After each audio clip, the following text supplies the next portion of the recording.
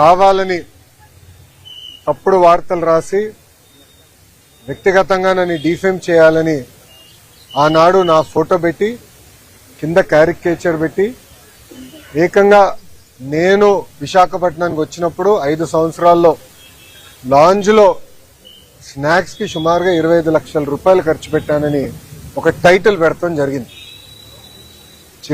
చిన్నబాబు చిరుతిండి 25 లక్షలండి అనే టైటిల్తో పక్కన ఫోటో పెట్టి ఏకంగా ఆనాడు ఆర్టికల్ వేశారు. ఆ రోజు నుంచే నేను సాక్ష్యమైన పోరాటం మొదలు పెట్టాను. ఎవరన్నా కానీ మీడియా మిత్రులు కానీ ఎవరన్నా కానీ ఒక ఆర్టికల్ వేసేటప్పుడు ఫ్యాక్ట్స్ అని వెరిఫై చేసుకోవాలి. అవసరమైతే ఎవరిపైన అయితే రాస్తున్నామో వాళ్ళకి ఫోన్ చేసి ఇట్లా వేయబోతున్నాం, మీ అభిప్రాయం ఏంటి, మీ వర్షన్ ఏంటి అనేది జనరల్ గా కనుక్కునే సంస్కృతి ఉంటుంది. కానీ అలాంటిది ఏం చేయకుండా కావాలని నన్ను కించపరిచే విధంగా ఆ ఆర్టికల్ వేసి ఆ రోజు పబ్లిష్ చేస్తాం జరిగింది. దానిపైన నేను సుమారుగా గత 6 సంవత్సరాలుగా నేను పోరాడుతున్నాను. ఇది 7వసారి నేను ఈ కేసు పైన విశాఖపట్నానికి వస్తాం. ఆ రోజు ద వీక్ అని వీక్లీ మ్యాగజైన్ కూడా ఆర్టికల్ వేస్తే నేను వాళ్ళకి నోటీస్ పంపించి ఆధారాలతో సహా, ఎందుకంటే ఏ డేట్స్ అయితే ఆర్టికల్ వేశారో ఆ రోజు నేను విశాఖపట్నంలో లేదని కూడా నేను నిరూపిస్తాం కూడా జరిగింది. అది తెలుసుకుని వాళ్ళు ఏకంగా రిజైండర్ వేసి క్షమాపణ కూడా కోరటం జరిగింది.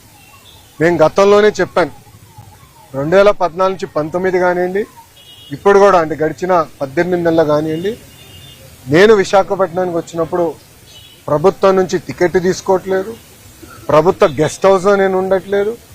నేను వాడే వాహనాలు 2 వాహనాలు కూడా ప్రభుత్వ వాహనాలు కాదు. ఆ డీజిల్ ఖర్చు కూడా నాదే.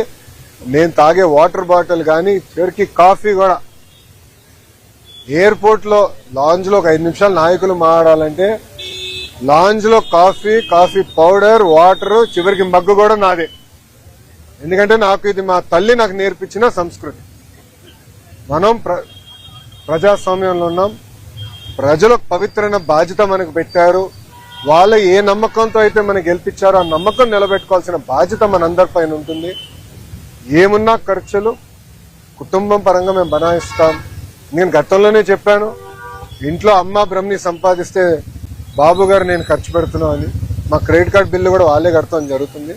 సో ఒక పారదర్శకంగా నిలబడాలన్న ఆలోచనతో మేము చేస్తున్నాం.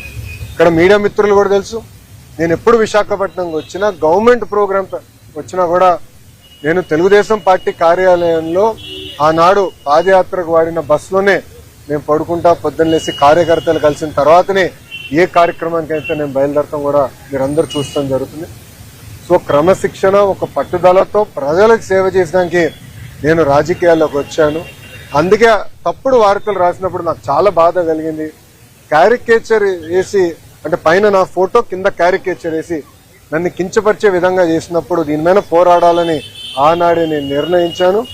తప్పుడు రాతలపైన తప్పనిసరిగా నాడు నేడు ఎప్పుడు నేను పోరాడతాను.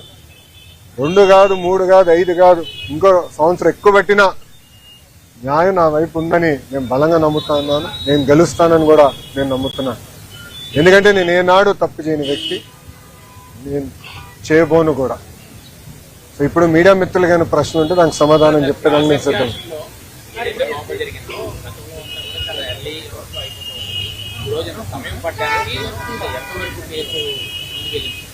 అంటే నా ఎగ్జామినేషన్ ఈరోజుతో పూర్తయింది. సో నెక్స్ట్ టైం వైజాగ్ వచ్చినప్పుడు వేరే కంపెనీ